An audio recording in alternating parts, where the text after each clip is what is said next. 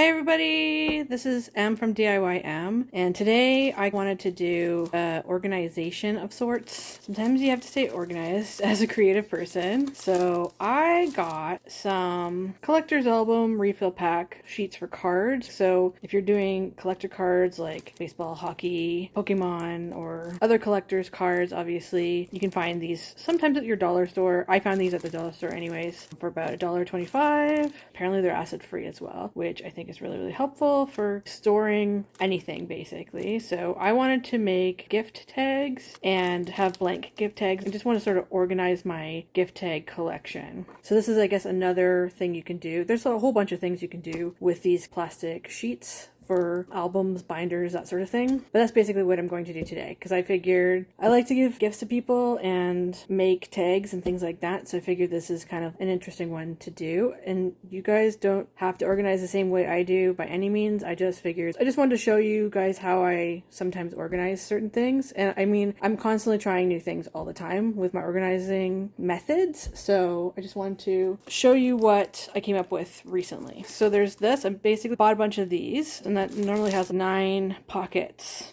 I was actually thinking of just getting regular dividers. I thought these ones were kind of neat because in case I have gift tags that are actually too big to fit in here, because let's face it, not all gift tags are the same size. Sometimes they're a little bit larger. I figured it would be good to have almost like a giant pocket in each divider. So I basically purchased that. So I'm going to label the size, and this pocket, I'll show you what I'm going to use that for.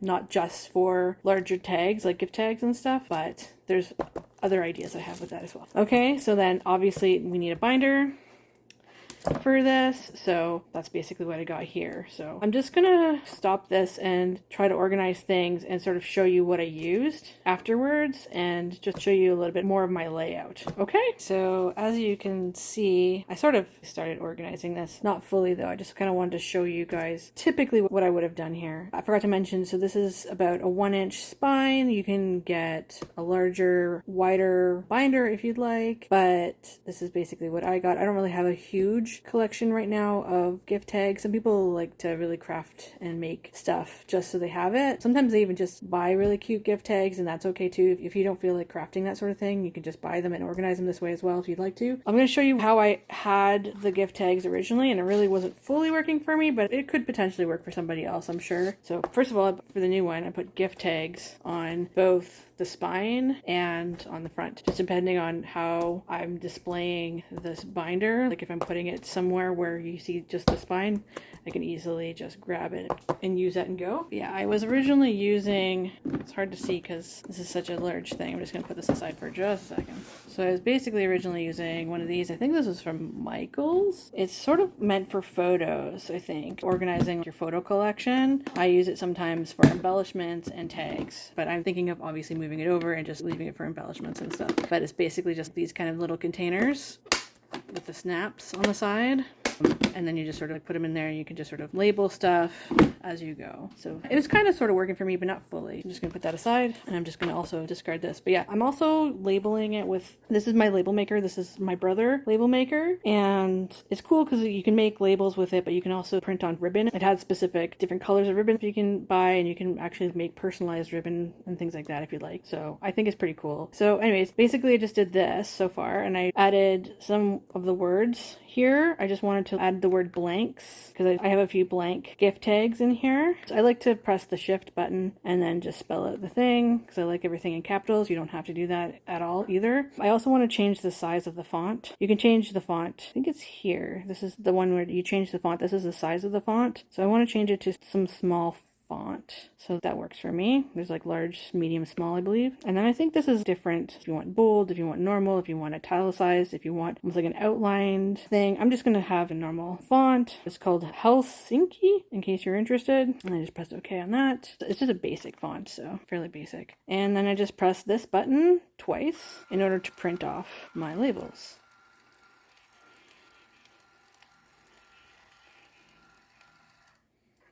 And then I just press that just to cut. At the end of that, if everything looks good, and I don't have to redo any of the words or anything like that, then I like to back out. I'm going to escape there. I like to back out and then press backspace just to erase everything. Just in case you guys have this and you don't really know how it's used, or you just bought one or something. This is just a very quick tutorial on how I normally use it. And then I just like to press the power button so that the battery doesn't run out. And what I like to do, so I don't like to put too many spaces in between. You can if you'd like, but I just feel like that's kind of like a waste of material. It's a little cheaper for me. I just snip off the ends. So one that says birthdays, Christmas, miscellaneous occasions, Halloween, and blanks. So those are the 5 different categories that I decided to do. I'm going to use this thing right here. Came with inserts. I'm just going to fold them down a little bit. Just tear them off. I'm going to do birthdays first. Just going to put that right in the center. And you can even decorate it with something if you want to. Like, you can actually make little icons and stuff you can find. I just felt like doing normal stuff here. So I'm basically going to organize it. The main gift giving holidays, which are birthdays and Christmas, are going to be the first ones on the list here. Those are the ones that most people give gift tags to. Then I guess the next one is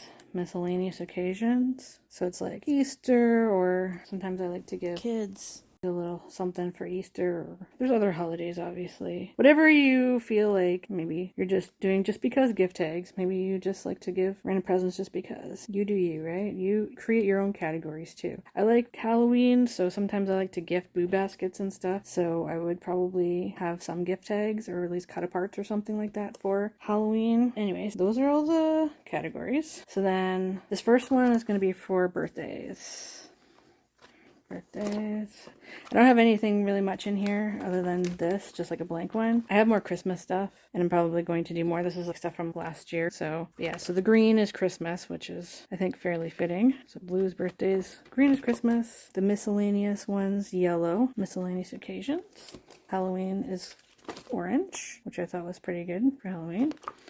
I don't have any right now, but I probably will later when I start making some more. And then purple is blanks for me. Again, you do not have to organize it this way. You can make it, tailor it to yourself. So I have a whole bunch of blank tags here, different sizes of blank tags, different colors and things like that too. Oops, unfortunately, sometimes they slip out of here. There's a lot in there as well. But yeah, so that's basically kind of how I'm organizing them. So as I was saying, it's nice to have this kind of pocket. So it's kind of like on both sides in this particular case. You can always put stickers or something like that on one side, and more larger gift tags that you've sort of made that won't fit in here easily, or maybe this will fit kind of okay in here, but maybe you don't want it to stick out so much. You can just sort of stick that in that pocket. So I've got a few that I'd like to stick in this pocket. So that's basically how I'm going to organize it. So the really, really large tags and stickers that maybe coordinate with whatever occasion you're doing, I'm probably just going to stick them in the coordinating section of the binder. Okay, so in case you guys need a little bit of inspiration for organizing, I just figured I'd show you this really, really quick DIY organization method. Again, you can do whatever method you want. But yeah, this is kind of something I came up with. We'll see if it works and if it lasts. I think it will, because I've been using binder systems for a little bit now, and they seem to be working pretty well. So I can find things a lot faster and a lot easier. So anyways, guys,